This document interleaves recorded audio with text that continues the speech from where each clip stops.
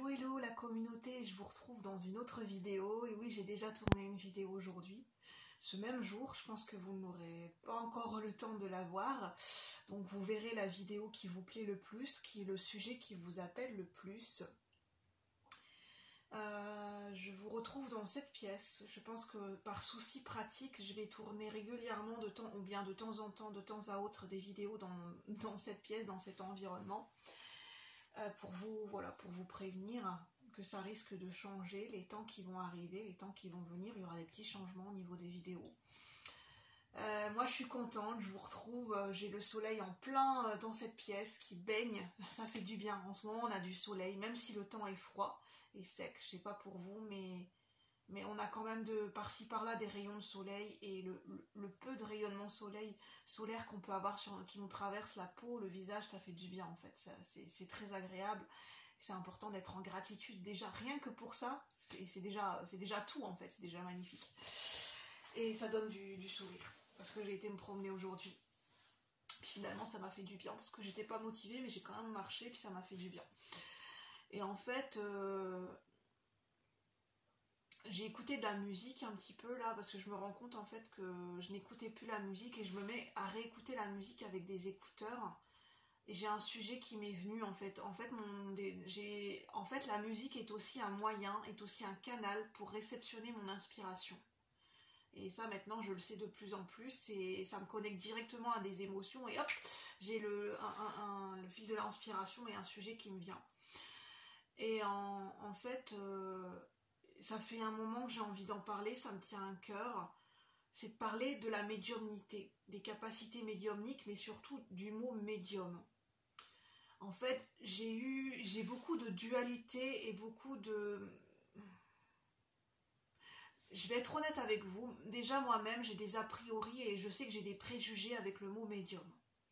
C'est vrai que et c'est pas du tout un jugement de valeur, je préfère être honnête, et je sais que ça ne pourra pas parler et que tout le monde ne sera pas d'accord avec ça, et le but de cette vidéo c'est pas de faire des comparaisons et de faire un jugement de valeur. Je suis honnête par rapport à ce que je ressens, je suis un être humain, j'ai autant de l'ombre que de la lumière à l'intérieur de moi, et je suis un être humain, je peux avoir des préjugés, et ça dépend de là où on en est dans notre cheminement. Et ça, en fait, c'est parce que souvent ces préjugés, ça vient réveiller des mémoires de traumatisme, des mémoires de vie antérieure pour ceux qui y croient, et en fait, ou de vie parallèle, on peut dire vie parallèle, selon vos croyances bien sûr, je respecte, et prenez donc ce qui vous parle.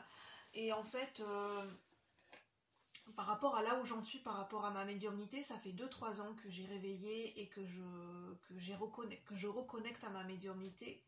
Mais c'est pas pour autant que je n'ai plus de tabou, que je n'ai plus de préjugés et que je n'ai pas de doutes. Ça m'arrive d'avoir des doutes par rapport à ma médiumnité, et notamment de comment l'exprimer, c'est pour ça que en fait je suis plus à l'aise à dire dans des vidéos que je suis un canal.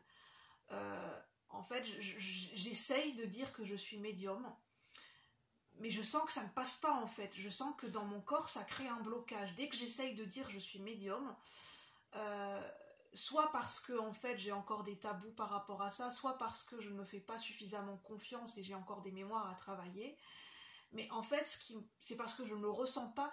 Ma médiumnité, comment dire, elle est spécifique à moi, et je sens qu'elle ne correspond pas à la médiumnité d'aujourd'hui, dans le sens de l'inconscient collectif et de ce qu'on y met derrière. Dans nos sociétés, en fait, on y met beaucoup de choses avec le mot médium. Ça a une image très forte. Les gens s'imaginent que les médiums sont des gens avec des super pouvoirs, que des Superman, des Wonder Woman, et on a tendance à... Les gens en général dans la collectivité, je parle d'énergie globale, de l'inconscient collectif et au niveau de la société, on a tendance à se dire que les médiums sont des gens qui sont au-dessus de nous, ou inconsciemment, sans s'en rendre compte, on les met sur un piédestal. Ça ne veut pas dire que ce n'est pas un jugement contre les gens qui se reconnaissent en tant que médium, c'est juste qu'il faut, en fait, au niveau des représentations, on s'imagine que médium, c'est dès qu'on utilise le mot médium, c'est waouh, et en fait, c'est ça qui me gêne, en fait, c'est pour ça que je me retrouve pas là-dedans, Parce qu'en fait, dans nos sociétés, on est tellement habitué à définir le mot médium et la médiumnité que d'une seule façon et que d'une seule manière, et que le médium, voilà, dans notre imaginaire, c'est le médium, il sait faire ci, il sait faire ça, et en gros, on sent qu'on n'a pas le droit de sortir des cases comment dire, on définit quelqu'un qui est médium et quelqu'un qui a des capacités médiumniques, ou bien que d'autres personnes, selon ça ne va pas coller avec leur représentation du mot médium au niveau de la société, ben on va se dire bah non, en fait toi tu l'es pas. Toi tu l'es ou toi tu l'es pas. Et en fait je suis d'accord avec ça parce que la médium Anne Tufigo, je crois, enfin je ne sais plus quel est son nom et je ne veux pas écorcher son nom de famille, donc je vous le remettrai dans la barre de description.